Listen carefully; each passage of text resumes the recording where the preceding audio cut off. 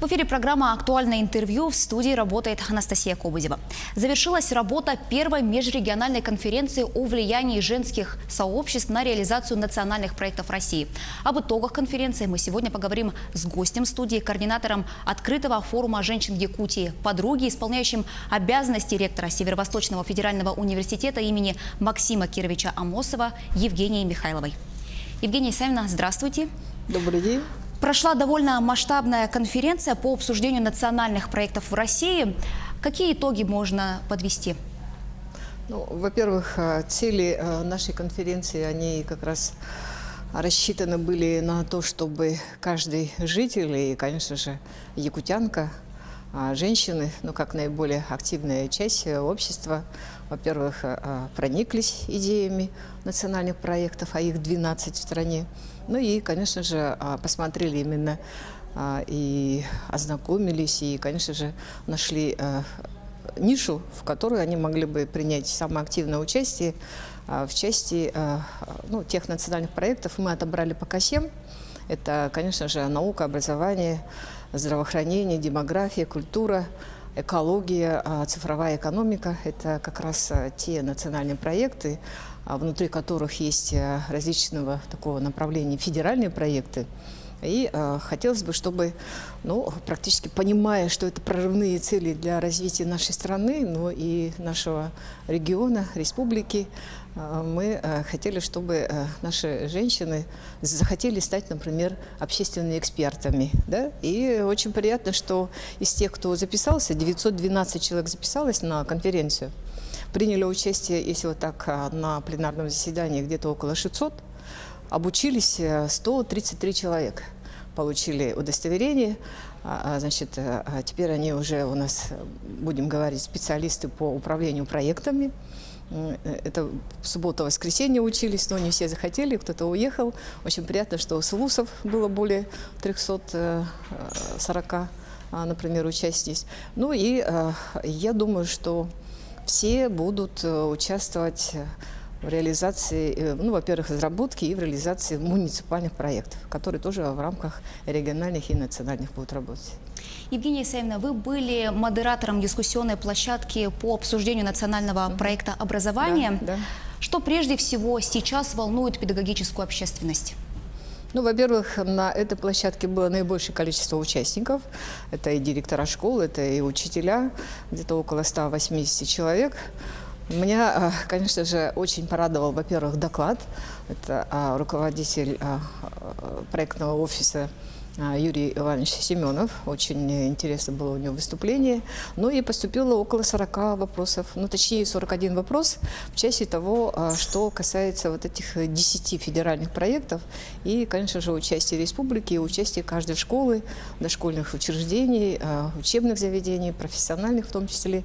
Ну и, конечно же, как будет работать тот или иной проект. Например, успех каждого ребенка или новые возможности для каждого россиянина, для каждого человека, да, что это такое, или новая национальная система учительского роста, современная школа, что это такое, это не только там, скажем, строительство. И очень приятно, что практически не задавали вопросы, например, там, когда нам повысить заработную плату, допустим, да, или не будут ли нас сокращать в очередной раз и так далее. А были вопросы вот такого содержательного плана. Мне очень нравилось, когда коллеги задавали вопросы, которые касались новых образовательных технологий, новых информационных технологий, практически как сделать так, чтобы повысить качество знаний наших детей. При этом, как повысить качество, уровень преподавания, например. И очень приятно, что Алексеева Галина Ивановна, это директор Института развития образования здесь у нас в республике, Ольга Марковна Чаросова, директор Института непрерывного профессионального образования. У них были очень компетентные ответы на такие вот вопросы. И я думаю, что сейчас, когда конференция приняла рекомендации, а там очень много страниц, кому что надо делать, да, практически, если так вникнуть в эти рекомендации, то уже вырисовывается, в каких мероприятиях человек мог бы участвовать. Конечно, сегодня сверху уже не заставишь, скажем, прийти и учиться, например, ты сам не хочешь. Или не заставишь тебя, например, проходить медосмотры, например. То есть есть такие мероприятия, которые зависят только от самого человека. Так как форум женский, вот как женщины могут принимать участие в реализации национального проекта образования? Ну, начнем с того, что женщина – это не только нежное, хрупкое или очень милое создание. Женщина – это прежде всего очень умное существо, очень мудрое. Естественно, те контакты, которые она устанавливает с подругами, с соседями, с мужчинами, например, да, ну, на разном уровне. Конечно, это те контакты, которые практически должны быть очень гуманными, очень дружелюбными, доброжелательными и так далее. Вот в этом плане вопросы демографии. Ну, вот, наши ученые говорят о том, что распад семьи, например, да, очень много разводов снова стало. Но что для этого надо делать? Не будешь же там сидеть и уговаривать, чтобы муж и жена, они не расходились. Там проблем ведь материальных, проблем бытовых и так далее ведь достаточно, и не все это выдерживают. И, конечно же, мы приняли решение, что будем помогать друг другу, будем обучать и будем находить те или иные решения. Поэтому женщины, наиболее активные, наиболее инициативные категория граждан, и я думаю, что от них очень много зависит, практически от нас. Ведь в этом мире, к сожалению, жизнь нам каждый день подносит испытания, невзгоды, конечно же, и радости, и здесь все зависит от нас самих. И вот это вот понимание, когда, ведь, не скажу, что любой мужчина, но большинство мужчин, они ведь ориентируются на женский взгляд, хотя иногда тут разные анекдоты придумывает, т.д. и т.п. На самом деле это от того, что, можно сказать, любя, можно сказать, что, симпатизируя, например. По-любому это так. Поэтому очень приятно, что у нас с каждым годом все больше и больше становится подруг и тех, кто понимает, что сегодня нужно не просто там оказывать какие-то акции, там, время от времени продуктовый набор кому-то помогать и так далее, да, покупать. А самое главное, протянуть руку помощи и как подруга, как друг семьи, например. Вот такое мировоззрение и такое отношение сегодня может установить только женщина. Евгения Исаевна, вернемся к национальному проекту образования. Поднимались ли вопросы, довольно острые вопросы для нашей республики, это нехватка учителей в сельских школах? Да, были и такие вопросы. А предлагали ли решения какие-нибудь? Во-первых, конечно, есть такие вопросы, что у нас, к сожалению, в республике очень много малокомплектных школ. Это практически по одному классу, где в классах сидят по 5, по 8 учеников, например. Сегодня финансирование уже с 2008 года, начиная в стране, школа, например, финансируется по количеству учащихся, да, в зависимости от тех или иных предметов. И когда в классе мало учащихся, понятно, что зарплата, которая от этого зависит, требует каких-то других стимулирующих, например, там, доплат, льгот и тому подобное. И нормативы, наверное, в сельских школах должны быть гораздо выше. А здесь, в городе Якутске, например, другая проблема, когда в классе очень много детей, до 45, например, даже в некоторых школах доходит, и как отойти, например, от двухсменных занятий и так далее, хотя бы в начальной школе и в старшем звене, например.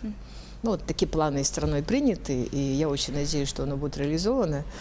Получилось так, что для того, чтобы учитель физики, учитель английского языка, например, или учитель химии, чтобы поехал и стал работать в маленькой сельской школе. И причем оставался там. Да, конечно же, очень приятно, что национальный проект теперь предусматривает еще и финансирование, так же, как для врачей, земский учитель. Да, это хорошо. Кстати, в нашей стране и в нашей республике, начиная где-то с 2003 года, эти проекты все работали, например. Это обеспечение жильем наших учителей. Но хотелось бы, конечно, гораздо больше, но где-то 200, 250, например. И кстати говоря, когда депутат Государственной Думы Галина Кентьевна Данчикова, она тоже принимала участие на конференции, как раз она реализовывала этот проект, когда сама работала заместителем председателя правительства.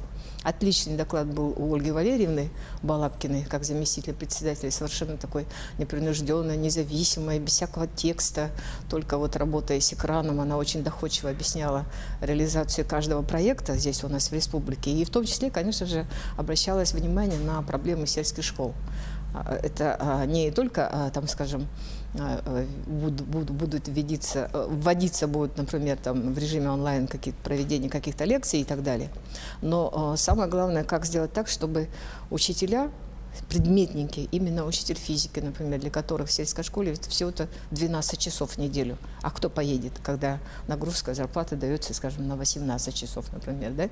То есть вот такие серьезные проблемы, над которыми сейчас правительство начинает работать. И я думаю, что и наш министр Владимир Анатольевич Егоров все эти проблемы понимает.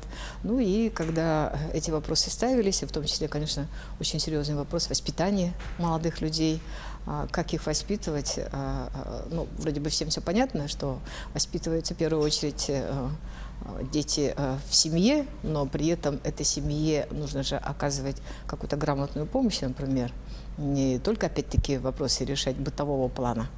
И здесь вот договорились, что будут работать очень активно родительские лектории, например. Школы станут непрерывными центрами непрерывного обучения взрослых, в том числе родителей, например. Ну, то есть очень много таких обязательств, которые принял женский форум на себя.